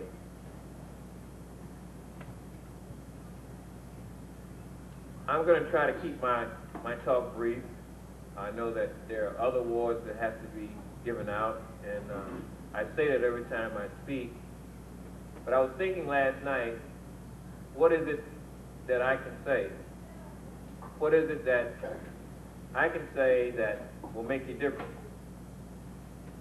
What part of my life is it that I can share so that someone out in the audience won't have to go down the same path that I traveled?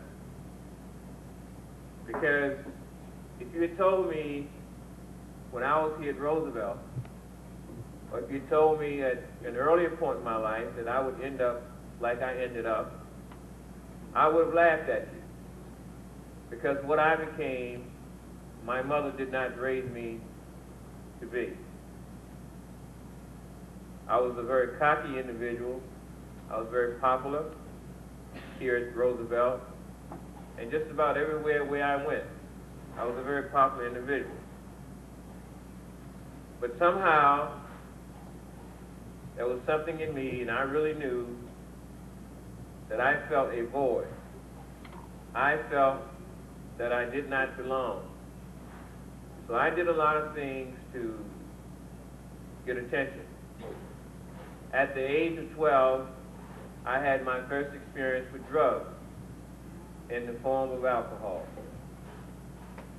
At the age of 14, I went away to a private school in Virginia where I experienced marijuana. I got kicked out of that school, came back to Washington, the time school integrated. My first school was Weston, which is now the Roosevelt School of Music. We moved and transferred to Roosevelt, where I was kicked out, and went down to Cadoz and graduated in 1957. In the fall of 1957,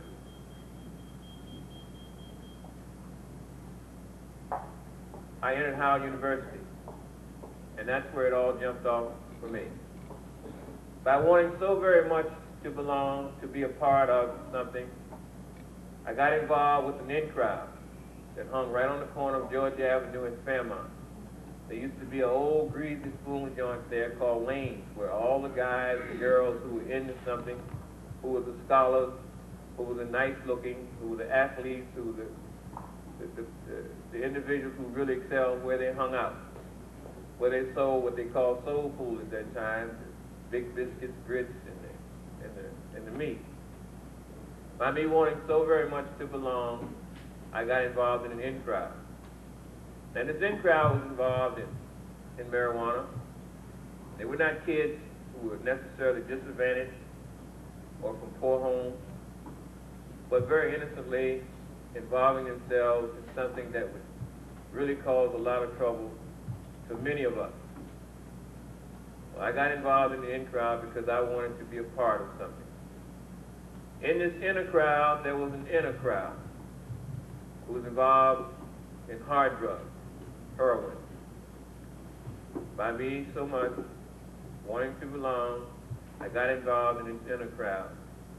And I stuck that needle in my arm the first time. There was a guy sitting in that room. There were 5 of us sitting in a friend of mine's apartment. And this guy, he's a doctor today, and he said to me, he said, Donald, he said, you're going to become addicted, and you're going to jail. Now that was an insult to me because I had always thought of myself as being very intelligent, talented as a kid growing up. And I thought that people who had trouble with drugs or went to jail were stupid people, were ignorant people, not people like myself, but people who were not brought up as I was brought up.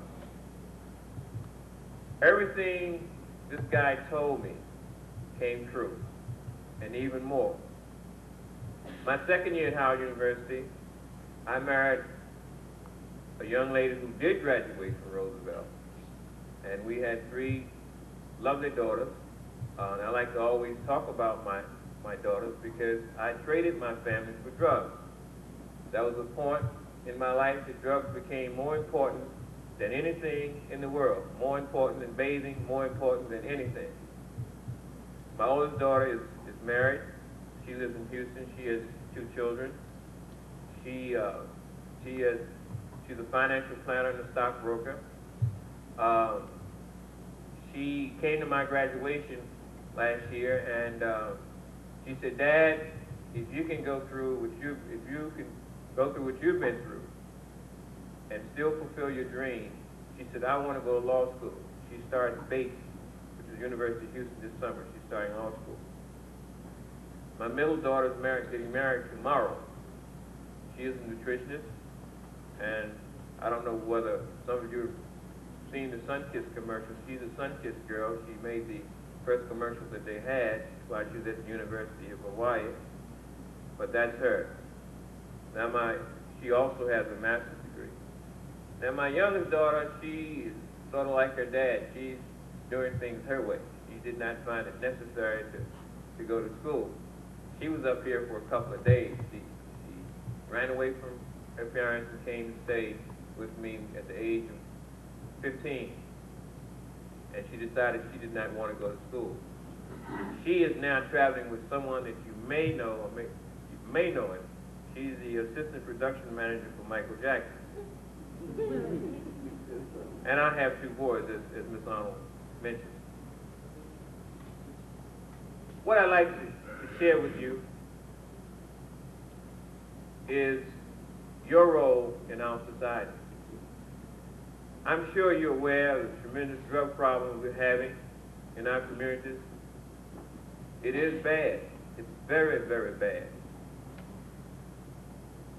Some of you may have experienced yourself drugs, or some of you may know someone else who has.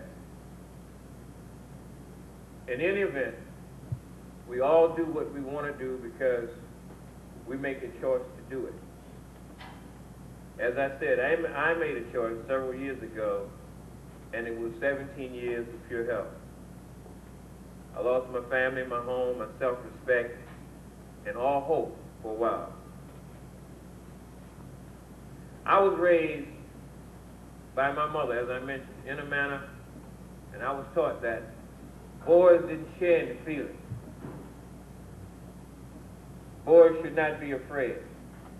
I remember one time a rough kid in my neighborhood named Roland took my bicycle. And must be a guy named Roland in there.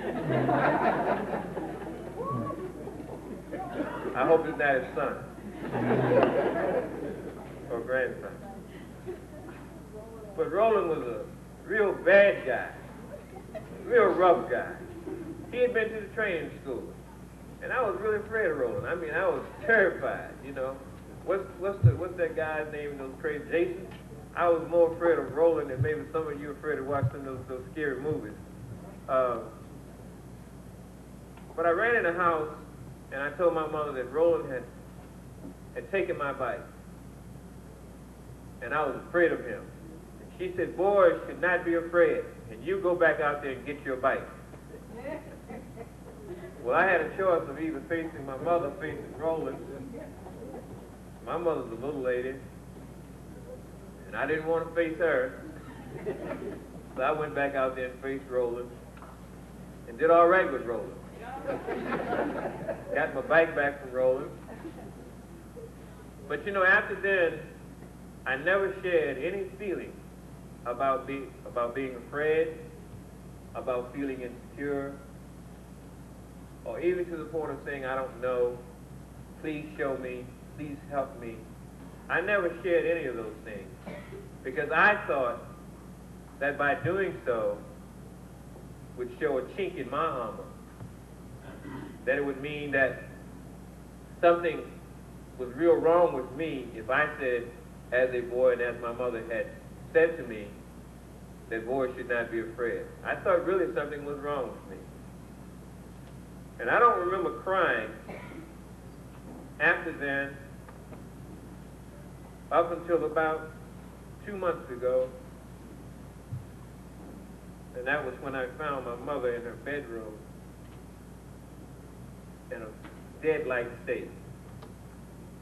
And I managed to revive her. But I don't remember crying, ever shedding a tear. It was very, very important to me during the years of growing up to give the image of being something I was not, being a tough person or creating an image so that I could appear to be something that I was not. I didn't share any feelings because sharing feelings meant that you were weak. I say to you athletes, you're role models, whether you like it or not.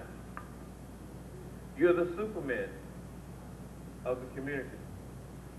You're the school's glory. You're your parents' pride and joy. You're the hero of the city. God has blessed you with a talent. And since He has blessed you with this talent, you've been cast in the forefront.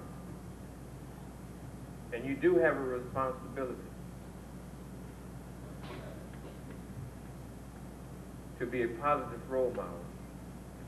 One way to begin to be a positive role model is to feel good about yourself, to be true to yourself about how you feel. God has given you this gift, use it wisely. Drugs is the slavery of the 80s. And I mentioned about schools being integrated. Some of you probably never even realized that's so remote in your life that there was a time that blacks and whites did not go to school together. That there was a time when there existed a thing called slavery. And I think what's happening today is far worse than those chains and the bondage of slavery that we knew years ago with the drugs today. You know there's little hope if you use dope. You have to keep your life, your mind, and your body healthy.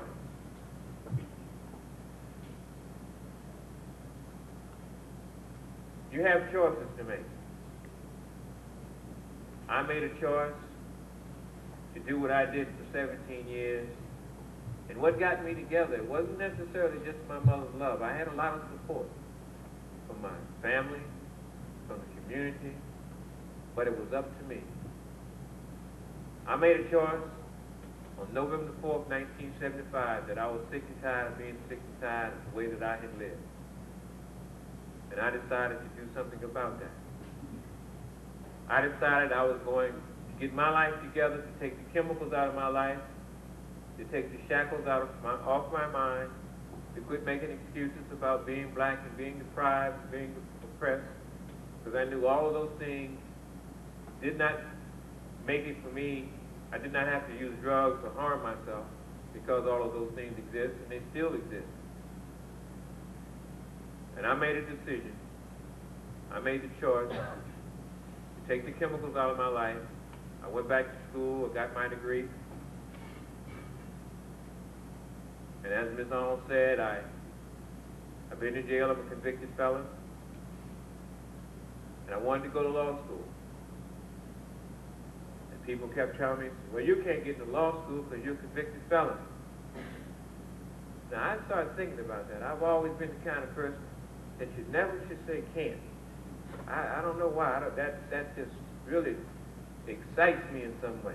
If you tell me I can't do something, if you got problems on your hands, you tell me I cannot do something.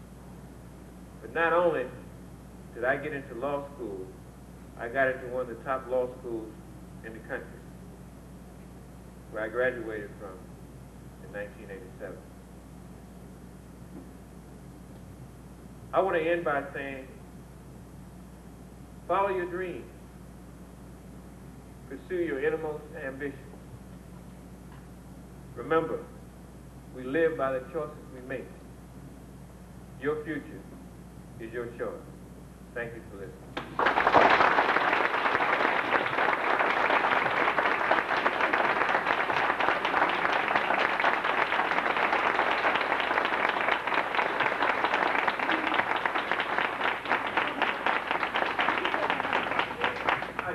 Introduce a young lady with me. Her name is Paige Cunningham, and she looks to be probably like she's in high school. She is an attorney with the Treasury Department. She's from New Jersey. Paige is getting ready to go to Japan and teach English for a year, and I'd like for you also to give her a hand because it shows.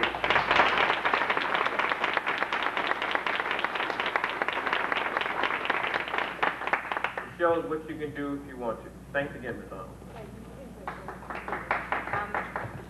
Mr. Streeter, one of our athletes has something we want to present to you.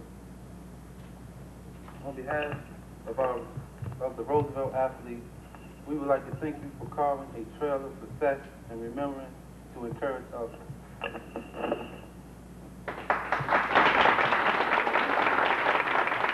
Thanks.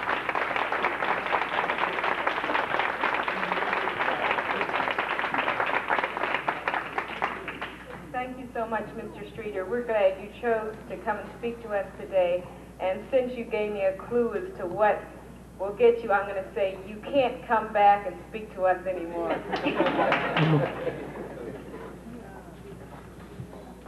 Thank you, Sam. Let's give Mr. Streeter another big hand, please.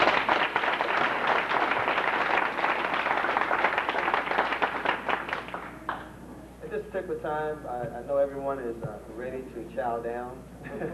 And before we do that, though, we would just like our girls basketball coach just to come up and to recognize the varsity basketball girls for their achievements this year. Mr. Carlton Saunders.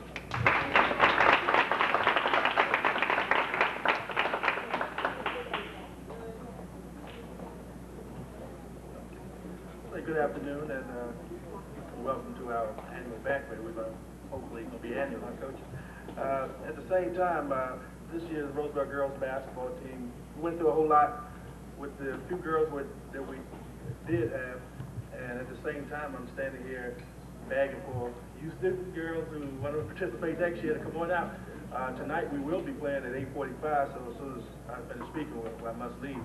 But I'm asking all the girls who are here, who are interested, you can walk for what you out there, you know. But this year's girls basketball team went through a whole lot. I consider it very successful in the sense we knew coming into the season that we weren't going to win no championship, but that wasn't the thing. Our main thing was hopefully to get someone in college, or hopefully that someone out there would have saw the girls that we did have. At the same time, the sportsmanship and team play was the most important thing. This year we had approximately only 8 girls participating on the girls basketball team. Again, we have a lot of successful teams here. This, believe it or not, entering my 14th year here as a girls basketball coach. Started here when I was a student, and Mr. Jim Tillison was my football coach when I was here, who got me started in this. I blame him. I appreciate everything, Coach Tillison. He the one got me started in girls basketball. Most of the girls who play for me one time or another play for my recreation team or play for my Carlton All-Stars that I have throughout the recreation department. I spent 17 years as a coach at the recreation department as well. So these girls who playing for me now, they still playing for me throughout the summer. So some of the girls who played on this year's team. I'm only going to mention the ones that are here. The rest of them are probably out waiting for us to leave. So I'll just speed it up by mentioning that Dion K. Would you come up, Dion?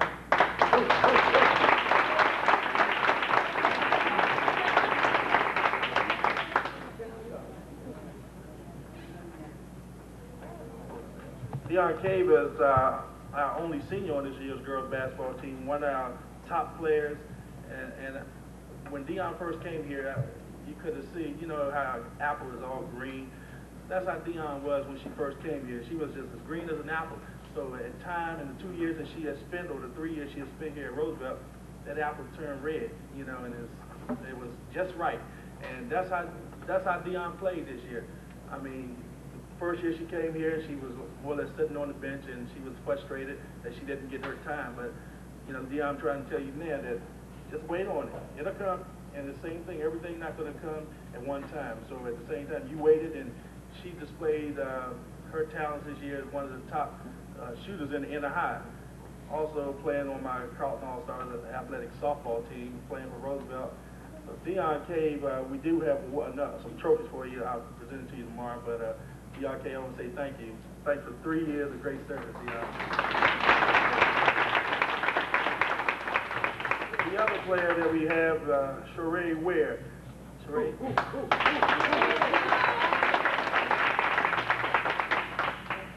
want to say congratulations, Sheree. Sheree, one of my top 10th graders. When I first saw Sheree, she was a volleyball player, and she was short, so I already had doubt on her ability to play basketball. So when she came out there and started shooting three-pointers, this year was the first year for the three-pointer, she told me as one of the top players as far as guards. As a 10th grader, I'm looking for great things from Sheree. She led the team in three-point shots this year, and I mean, many games Sheree was hurt.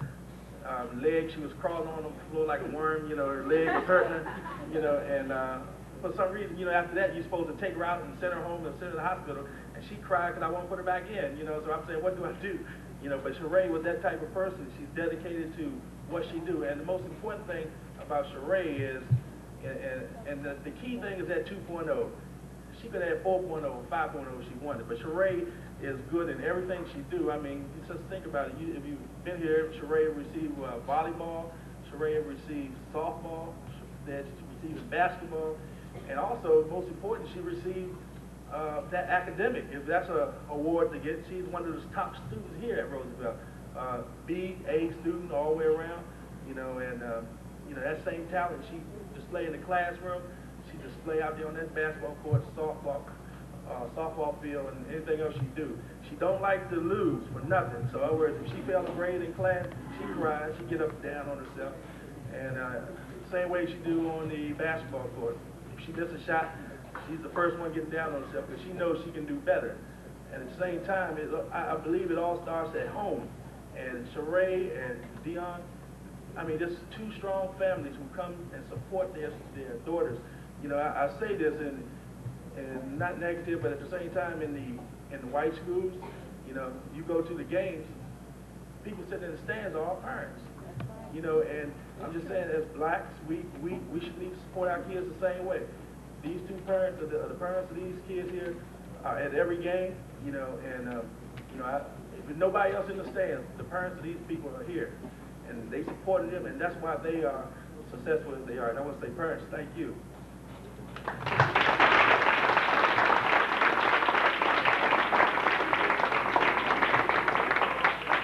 Okay. While we're standing here, Sheree Ware also will receive the Rookie of the Year award for the Roosevelt girls basketball team. She will receive a plaque, Rookie of the Year, one of our top freshmen. I want to say thank you, Sheree.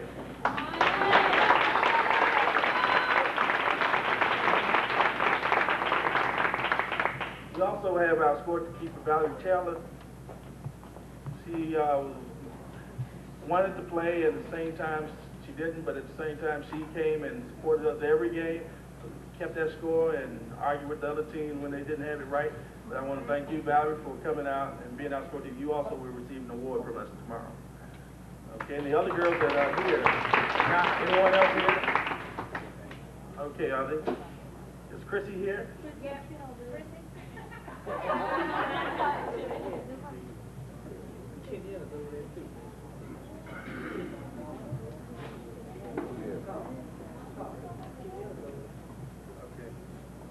Chrissy, are you coming? Is Chrissy here?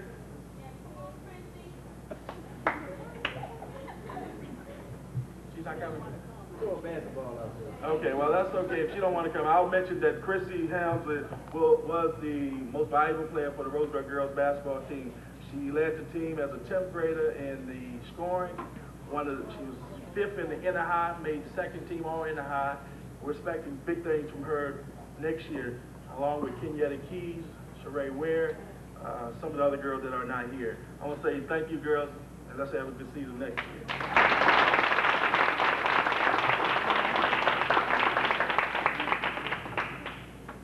Thank you, Coach. We're just about ready to eat. That's right. There's going to be some small procedures in order for us to eat, and I'll explain those in 1 minute. Since we won't get a chance to say much to you after we eat, because I know after we eat, we're going to be leaving, I'd just like to mention again that we all had student athletes this year. Student athletes, it was a real hard job. We had a lot of members of our team who did exceptionally well. We had some who just made the grade, but we're proud of each and every one of you. 2 of our students, and I'd just like to have them to stand, were selected by the coaches of Roosevelt High School as being scholar athletes. They were recognized on senior day because both of them are seniors, and according to the award, they were to have a 3-point average or better to qualify. This was the certificate that they received, student athletes who had outstanding academic and athletic achievement. Those individuals were Dennis Miner and Heather Bernard. Could they stand?